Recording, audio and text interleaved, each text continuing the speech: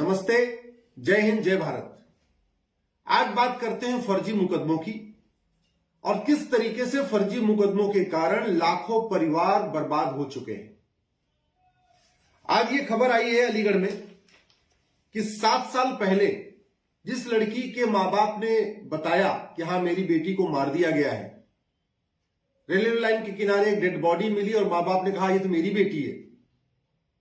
वो लड़की शादी करके नाम बदल के आराम से अपने पति के साथ रह रही थी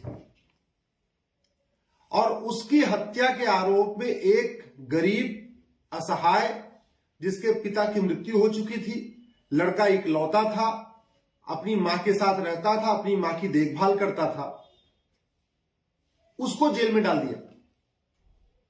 पिछले 7 साल से 2015 की घटना है, पिछले 7 साल से वो लड़का बेचारा जेल में बंद है। उसके ऊपर बलात्कार का मुकदमा भी लगा दिया, मर्डर का भी मुकदमा लगा दिया, उसकी बेल नहीं हुई, पिता है नहीं, भाई है नहीं और कोई बहनोई है नहीं, इकलौता लड़का था, मां बेचारी परेशान गरीब। उसने कैसे कैसे करके अपने गांव घर की थोड़ी जमीनें बेच के, थोड़ा जमीन गिरवी करके जो भी मुकदमे की पैरवी कर रही थी। अब जरा आप सोचिए, चलो अब मान लेते हैं कि अब वो छूट भी जाएगा, क्या वो 7 साल उस लड़के का वापस मिल सकता है?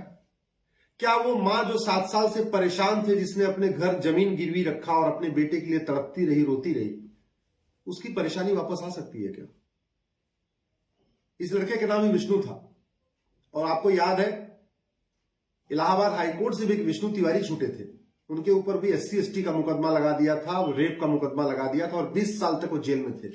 उनके भी मां बाप खत्म हो गए, शादी हुई नहीं, आज की डेट में बेचारे बाहर आ गए हैं। अब उनके साथ लोग हमदर्दी तो कर सकते हैं, लेकिन न सरकार ने कुछ दिया, न समाज ने कुछ दिया। आज व्यक्ति वो परेशान है। ऐसे भारत में लाखों विष्णु हैं, लाखों अरविंद हैं, लाखों राम हैं जो निर्दोष हैं। फर्जी मुकदमों में, बलात्कार के फर्जी मुकदमों में, दहेज के फर्जी मुकदमों में, SC ST के फर्जी मुकदमों में जेल में है और परेशान है। तो आखिर इसका समाधान क्या है? इसका समाधान यह है कि एक केवल कानून बना दिया जाए नार्को पॉलीग्राफ ब्रेन मैपिंग का, और जब भी कोई शिकायत करने जाए थाने में तो वो नीचे उसको लिखना पड़े, ये मैंडेटरी हो जाए कि भाई जो मैं शिकायत कर रहा हूं ये सारी शिकायत ठीक है और जो कुछ मैं लिख रहा हूं ये सब सच है और जरूरत पड़ने पे मैं इसके लिए अपना नार्को टेस्ट, पॉलीग्राफ टेस्ट और ब्रेन मैपिंग कराने के लिए भी तैयार हूं। ये इतना बढ़िया टेस्ट होता है नार्को पॉलीग्राफ ब्रेन मैपिंग कि अभी जो श्रद्धा का मर्डर हुआ था, 35 टुकड़े हुए थे, जो आफ्ताब दुनिया भर के झूठ बोल रहा था पुलिस वालों से, जैसे उन्होंने नार्को पॉलीग्राफ ब्रेन मैपिंग किया, सारा सच्चाई सामने आ गई कि उसने श्रद्धा के क्यों मारा। तो उसने ये भी कह दिया था कि अगर कोई बात नहीं, यहां फांसी भी हो गई तो हमको तो जन्नत में हूर मिलेगी। आपने पढ़ा होगा, सुना होगा। अब ये लड़की 10वीं में पढ़ रही थी, वो घर से भागी, पिता ने क्या लिखवा दिया कि भाई फला लड़के ने, विष्णु ने हमारी बेटी को बहला फुसला के भगा दिया। बाद में रेलवे लाइन के किनारे एक लड़की की डेड बॉडी मिली तो पिता ने जाके कह दिया हाँ ये तो मेरी लड़की है। आप ये सोचो, किसी की डेड बॉडी मिले रेलवे लाइन के किनारे और फादर जाके बोले कि हाँ ये मेरी बेटी है, आपको लगता है उसने सच बोला होगा? इसका मतलब फादर को भी पता था कि बेटी किसके साथ भागी है, लेकिन उसको अपनी इज्जत बचानी थी, अपनी प्रतिष्ठा बचानी थी। उसने बगल में गरीब विष्णु नाम का लड़का था जिसके कोई आगे पीछे नहीं था, फादर थे नहीं, भाई थे नहीं, बेचारा मां एकदम गरीब, उसका नाम डाल दिया और उस 7 साल से जेल में।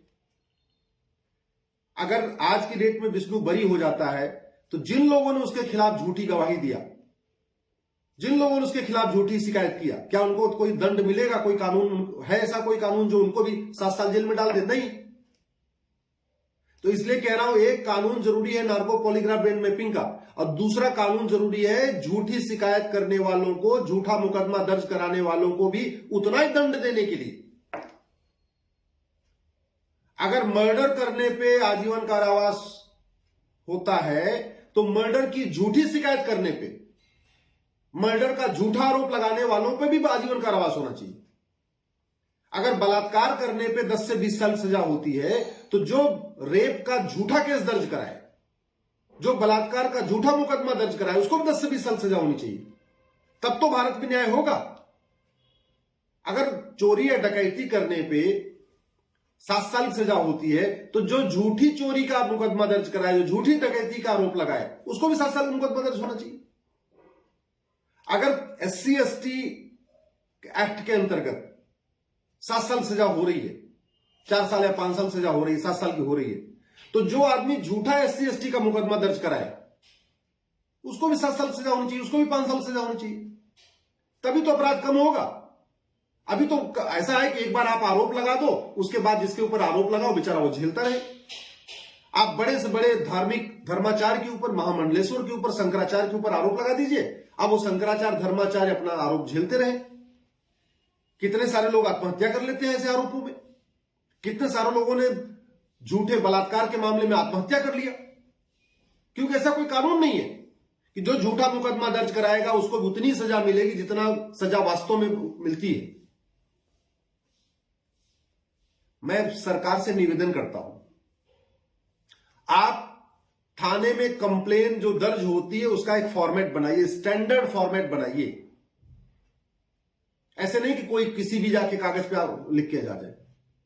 आप थाने में कंप्लेन करने का स्टैंडर्ड फॉर्मेट बनाइए, और नार्को पॉलीग्राफ ब्रेन मैपिंग कानून बनाइए।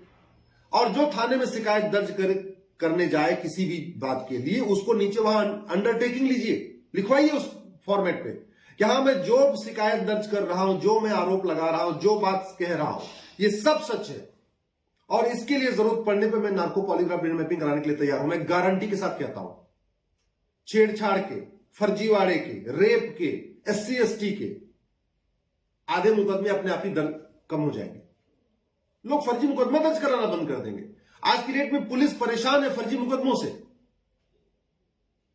3 साल जांच करती, 2 साल जांच करती, बाद में चला वो मुकदमे फर्जी था, वो केस फर्जी था।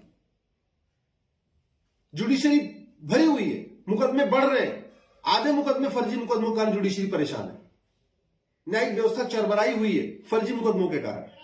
पता चला नीचे से ऊपर तक मुकदमा चलता रहता है। डिस्ट्रिक्ट कोर्ट में 10 साल मुकदमा चला, 10 साल के बाद डिस्ट्रिक्ट कोर्ट ने बोला रही तो फर्जी। तो अगर वास्तव में इस देश में हम लोगों को सुरक्षा देना चाहते हैं, अपराध कम करना चाहते हैं, सब शांति से रहे, तो नार्को पॉलीग्राफ ब्रेन मैपिंग कानून बनाने में क्या समस्या है? फर्जी मुकदमों के खिलाफ कानून बनाने में क्या समस्या है? आप केवल 2 कानून बनाइए, नार्को पॉलीग्राफ ब्रेन मैपिंग कानून बनाइए और फर्जी मुकदमों के खिलाफ कठोर कानून बनाइए। आप देखिए, थाने में जो शिकायतें दर्ज हो रही हैं उसमें से 30% के आसपास शिकायत अपने आप कम हो जाएगी। खासतौर पे दहेज हत्या के, रेप के, छेड़छाड़ के ऐसे मुकदमे बहुत कम हो जाएंगे। अगर आपको मेरी बात ठीक लगे, ये वीडियो अच्छा लगा हो, तो इस वीडियो को अधिक से अधिक शेयर करिएगा। अपने अपने सांसदों तक ये वीडियो पहुंचाइए, अपने अपने पार्षद तक, अपने सांसद तक, अपने विधायक तक ये वीडियो पहुंचाइए। याद रखिए, शासक कितना ही अच्छा हो, जब तक कानून अच्छा नहीं होगा तब तक न भ्रष्टाचार कम होगा, न अपराध कम होगा।